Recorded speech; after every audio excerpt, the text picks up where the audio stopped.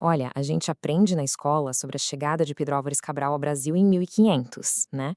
É um marco, claro, o ponto de partida, mas essa é só a primeira página de uma história muito, mas muito mais complexa e, eu diria, fascinante.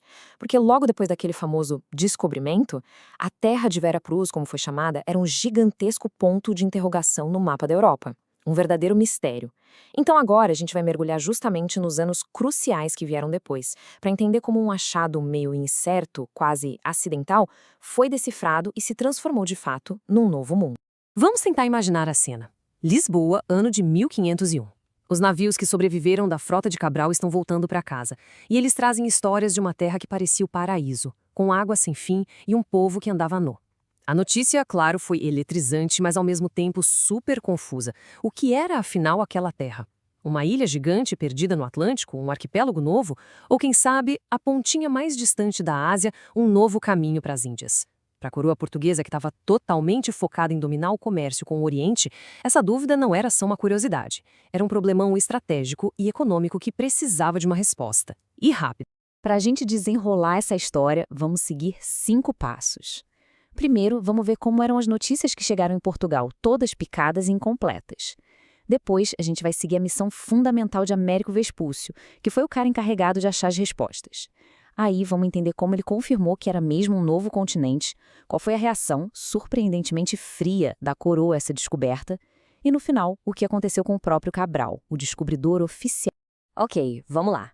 O primeiro grande desafio do rei Dom Manuel era gigantesco. Ele precisava entender o que exatamente os navegadores dele tinham achado a milhares de quilômetros de casa. A informação que chegava era pouca, fragmentada, e a especulação corria solta. Lá nos corredores do palácio, com certeza tinha muito mais pergunta do que resposta. A viagem de Cabral, apesar do achado, foi marcada por tragédias. 4 navios afundaram na travessia para a África. Isso significou a perda de embarcações, de vidas e, o que é crucial aqui, de informação. As cartas e os relatos que chegaram com quem sobreviveu, tipo a famosa carta do Pero Vaz de Caminha, falavam de uma terra linda, graciosa, cheia de gente e natureza exuberante. Mas não respondiam à pergunta que realmente importava para a coroa: qual era o tamanho e a natureza estratégica daquela terra. Era preciso mandar uma nova expedição. Não para conquistar, nem para colonizar. Era para fazer algo muito mais básico: entender o que tinham encontrado. E para essa missão, que era basicamente de inteligência e investigação, a coroa não chamou um general ou um nobre qualquer. Não, eles foram atrás do melhor especialista técnico que o dinheiro poderia comprar na Europa daquela época, o navegador e astrônomo de Florença, Américo Vespúcio. O interessante aqui é a escolha. Dom Manuel fez questão de trazer Vespúcio para o seu lado. Um homem cuja fama não vinha de batalhas no mar, mas da sua capacidade que era raríssima, de ler as estrelas e transformar o céu noturno em mapas precisos. No momento chave da sua expansão, Portugal percebeu que não precisava de mais espadas, precisava de dados, de ciência, e Vespúcio era o homem que transformava estrelas em mapas e mapas em poder. E Vespúcio não era nenhum novato, viu? Se a gente olha a linha do tempo, a expedição de 1501, que é o centro da nossa história, foi a segunda grande viagem dele. Ele já tinha explorado bastante a serviço da Espanha um pouco antes, o que deu para ele uma experiência fundamental. Ele já tinha uma ideia se formando na cabeça. Ele sabia o que procurar e, principalmente, como interpretar os sinais que o céu do hemisfério sul mostrava para ele. Mas afinal, o que tornava um navegador astrônomo tão especial? Pensa só. Numa época sem GPS, sem relógio preciso, o único jeito de saber onde você estava no meio do oceano era com cálculos matemáticos super complexos, baseados na altura do Sol ao meio-dia e na posição das estrelas à noite. E Vespúcio dominava essa arte como poucos. Ele conseguiu calcular a latitude, a distância norte ou sul do Equador, com uma precisão impressionante para a época. Era como ter um supercomputador de navegação numa era de ábacos. E essa habilidade permitia criar mapas muito, mas muito mais confiáveis. Então, com essa habilidade única e as perguntas do rei na cabeça, Vespúcio partiu de Lisboa em maio de 1501. A missão dele, e vale a pena repetir, não era trazer ouro ou pimenta, era trazer a verdade. E o que ele descobriu ao longo de meses navegando pela nossa costa mudaria a visão de mundo para sempre. A questão central era essa, a pergunta que valia um império.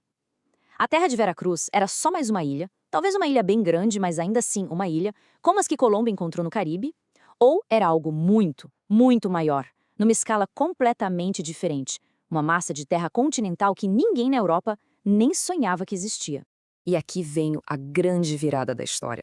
Enquanto todo mundo, com base nas viagens de Colombo, achava que tudo aquilo era a periferia da Ásia, as Índias, Vespúcio chegou a uma conclusão bombástica, revolucionária. Ele afirmou que não eram ilhas, era uma terra firme, um continente único e coeso.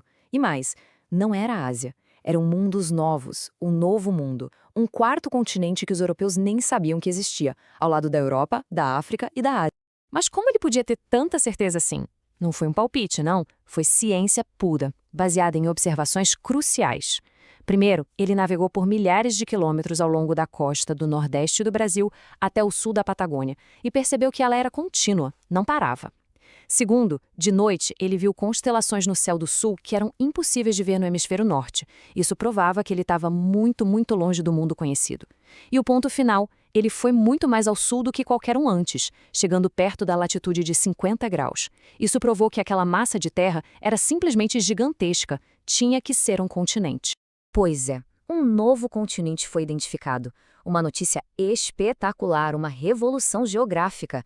O mapa do mundo teria que ser redesenhado. A gente esperaria festas e comemorações em Lisboa, certo? Bem, a reação da coroa portuguesa foi, digamos, pragmática. A descoberta científica era uma coisa, a viabilidade econômica era outra, completamente diferente.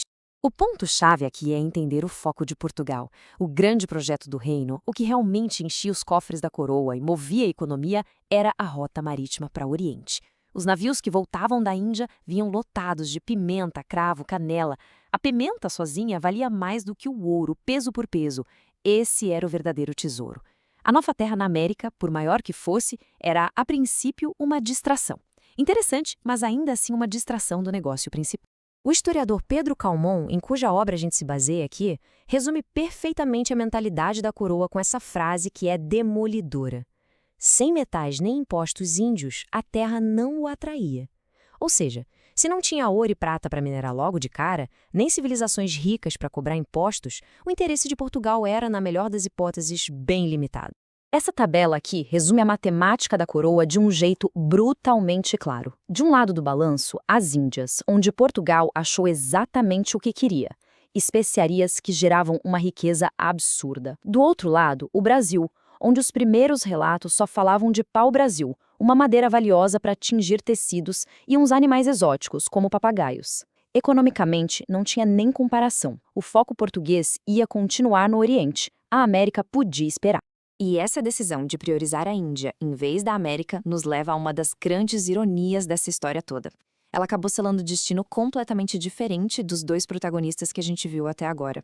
Vespúcio, o cientista que decifrou o enigma, e Cabral, o comandante que chegou primeiro na Nova Terra.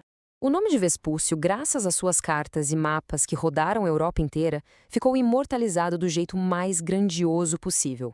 O nome América é uma homenagem direta a ele. Mas e Cabral?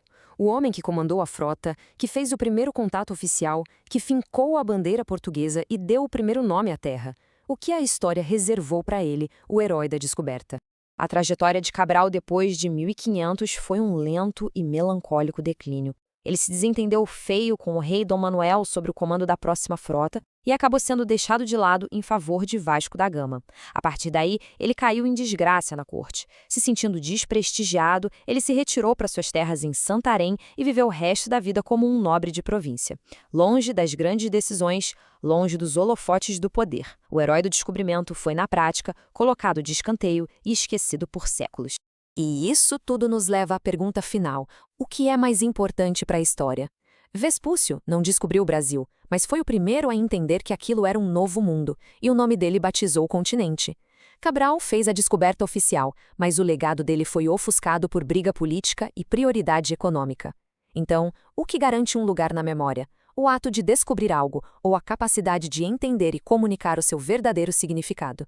Uma questão que, assim como a própria América, continua a nos fascinar.